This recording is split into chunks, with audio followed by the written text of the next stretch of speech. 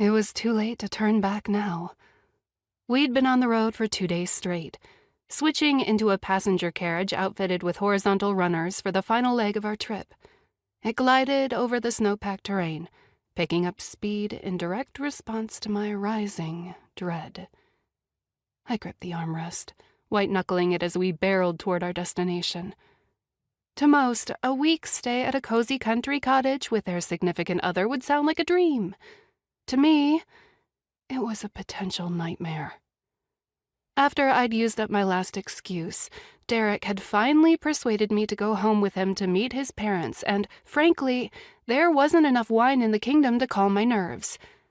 Actually, there was enough wine, but it wouldn't fit in the carriage because of our luggage, gifts for his family, and my wretched attempt to appear like a normal girl who baked. I squirmed in my seat, second-guessing every decision I'd made in preparation for our trip. "Are you sure your parents like mincemeat pie? Because I'm worried I should have chosen apple." Derek draped an arm over my shoulder and pulled me against his side. "Last night you were worried you should have picked blueberry. Relax. It doesn't matter what flavor pie you baked. They're going to love it, and they're going to love you too." I made a face, remembering the lumpy pastry I'd pulled from the oven. It had taken me a few tries to make it since I insisted on baking it from scratch. And by scratch, I mean without magic. Easier said than done. Potions and illusions might be tricky, but they had nothing on the finicky measurements of baked goods.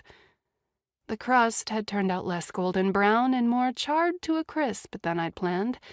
And don't get me started on the filling. How something could be overly sweet and bitter at the same time was beyond me. Needless to say, I had regrets.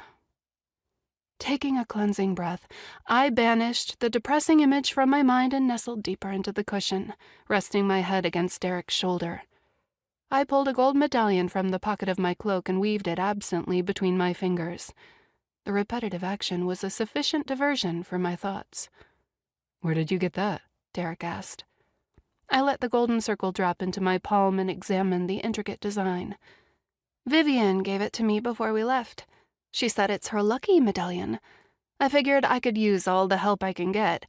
Besides, she mentioned if things go sideways with your family, I could pawn it to get a carriage ride home." Derek chuckled. "I don't know whether to be offended she thinks I'd let you leave on your own or impressed by her resourcefulness. You know Vivian. She leaves nothing to chance."